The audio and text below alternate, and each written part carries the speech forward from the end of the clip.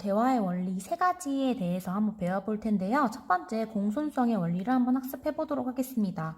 일단 대화를 할 때에는 상대방을 배려하고 존중하는 말하기를 해야 되잖아요. 이와 같이 공손성, 공손하게 예절 바르게 말해야 한다는 원리인 공손성의 원리에 대해서 배워보겠습니다. 이 부분은 여러분들 복습하는 차원으로 넘어갈 텐데요. 왜냐하면 이 부분은 아까 처음에 영상으로 대체했기 때문입니다.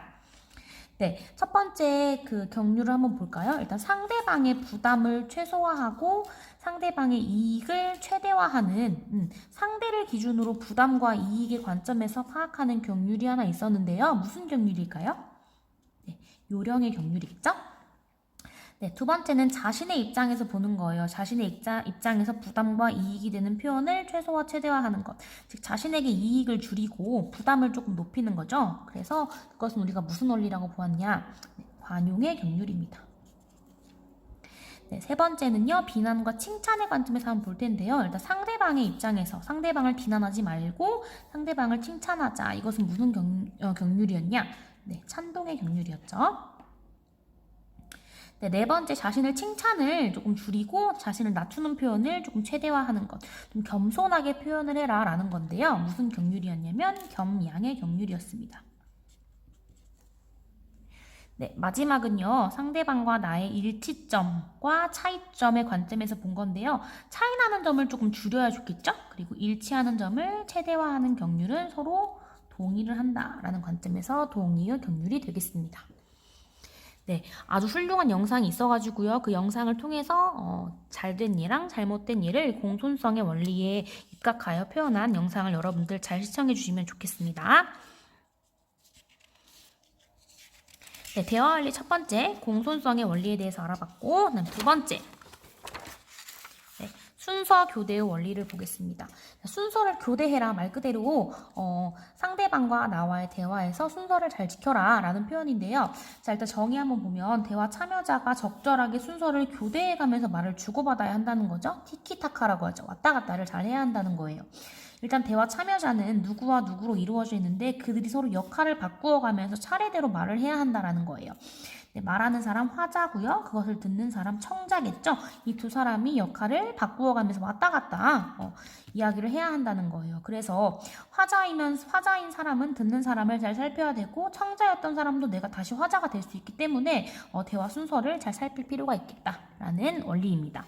자세히 좀 설명을 해보자면 그럼 순서 교대의 원리에 어긋나는 행위는 뭐가 있겠느냐. 첫 번째는 순서를 안 지키고 내 말만 하는 거예요. 그래서 혼자서 말을 매우 길게 하면 다른 사람이 말할 기회를 얻지 못하겠죠. 그것은 순서 교대의 원리에 위배되는 것이고요.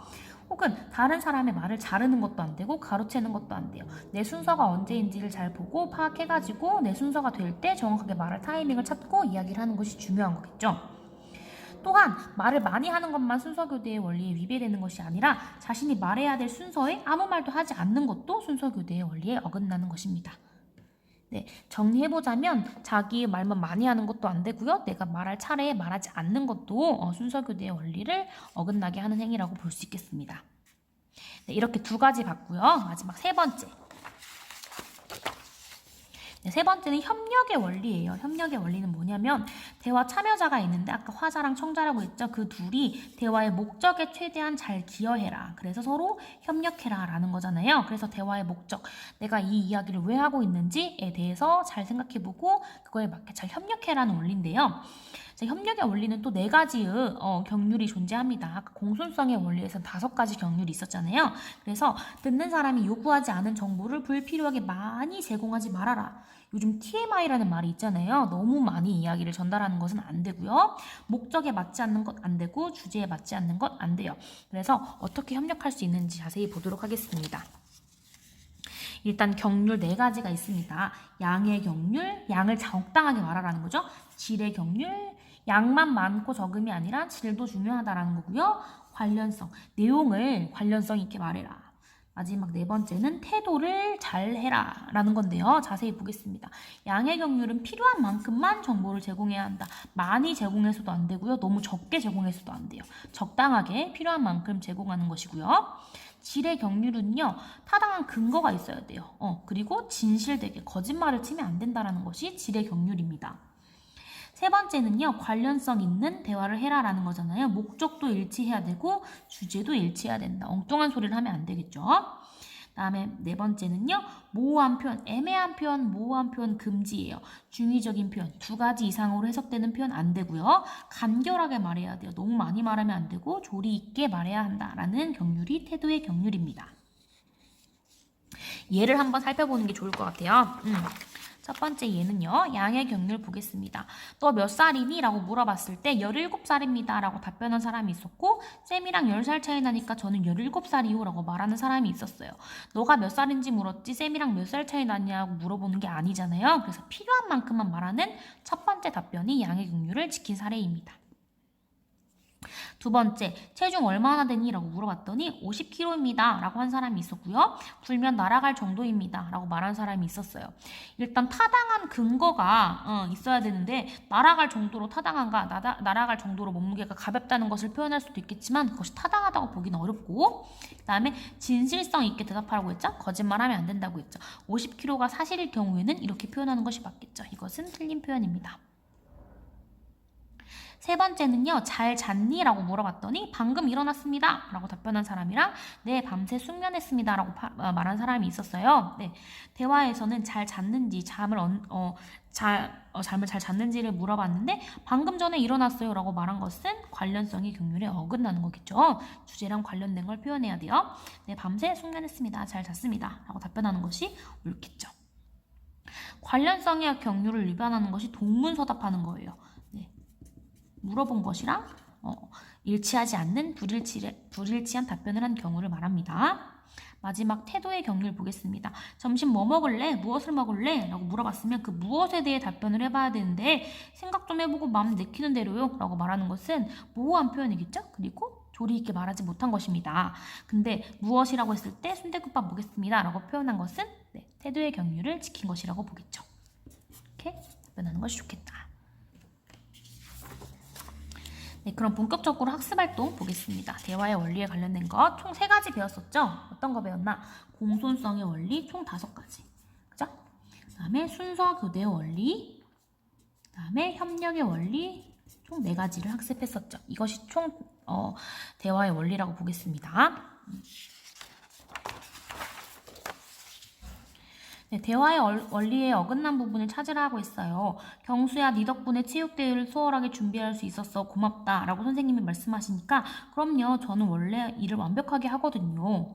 라고 말하고 있어요. 경수의 답변이 조금 눈에 거슬립니다. 어떻게 표현하는 것이 좋냐? 일단 대화의 원리는 총 3가지가 있다고 했죠? 거기에서 어떤 부분에 위배되는지 보면 그죠? 공손성의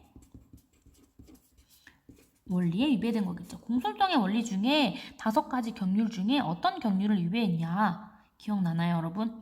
네, 자신을 낮추어 표현하지 않았죠. 네, 겸양의 경률을 위배한 사례입니다. 어떻게 바꾸는 게 좋을까요? 네, 선생님 덕분에 이 일을 수월하게 쓸 수 있었던 것 같아요. 선생님이 도와주셔서 저는 이 일을 잘 마친 것 같아요. 라고 표현하는 것이 조금 더 올바르겠죠. 나아보겠습니다. 이번 휴가는 바다로 여행 갔으면 좋겠는데 어떻게 생각하니? 라고 어머니가 물어보니까 아들은 좋아요. 저는 동해안에 가고 싶어요. 라고 이야기했는데 딸은 저는 다음 주 토요일에 예매해둔 음악회가 너무 기대돼요. 라고 이야기하고 있어요. 네, 대화의 원리 중에 어떤 부분을 어긋나게 표현한 거냐?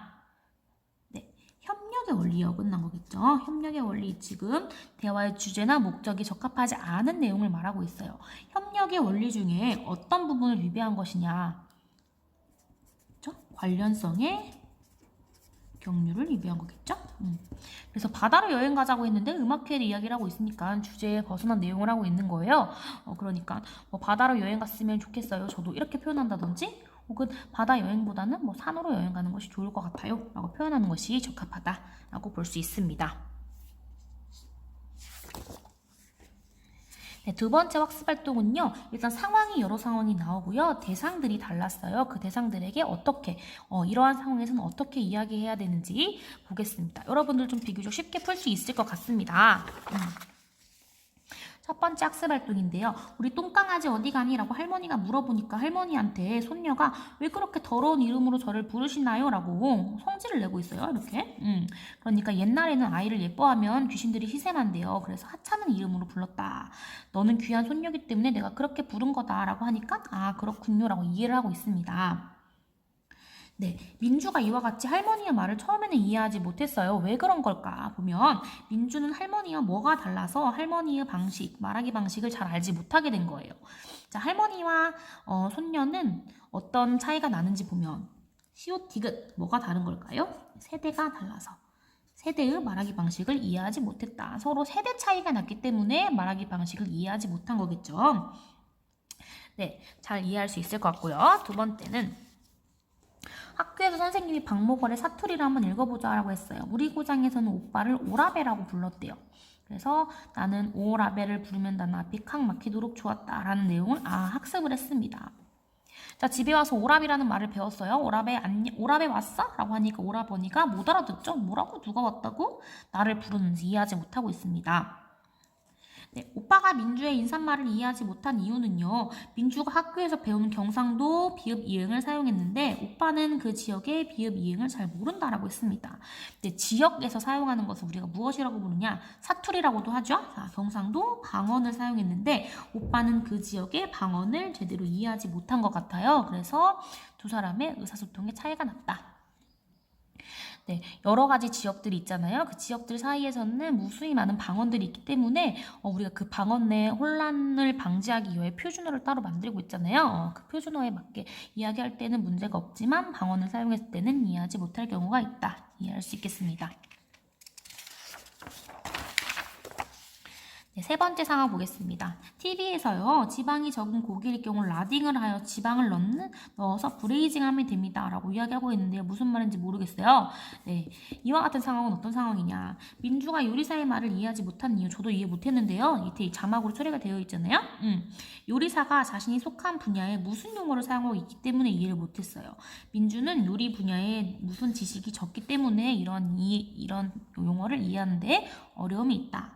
자, 무슨 용어인가요? 전문 용어겠죠?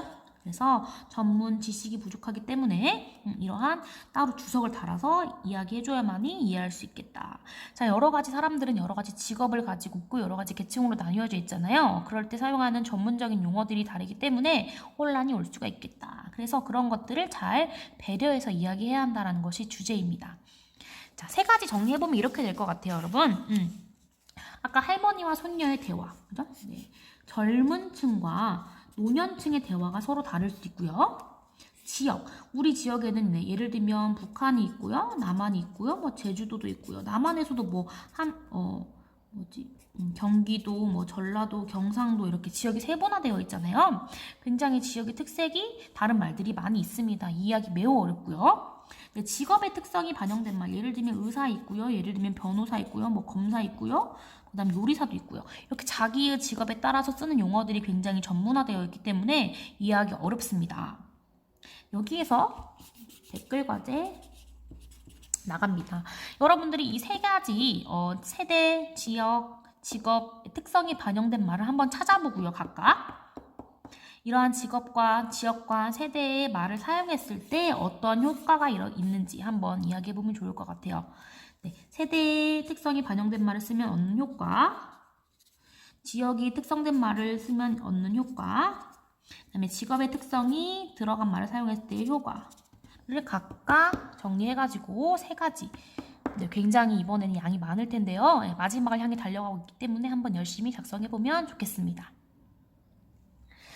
자, 이번 시간에는 상대방을 배려하고 존중하는 말하기, 대화의 원리에 대해서 배워봤는데 자, 여러분들도 자신의 생각이나 느낌을 다른 사람이랑 공유하면서 소통할 때 조금 더 잘 지키면서 대화하는 습관을 가졌으면 좋겠습니다.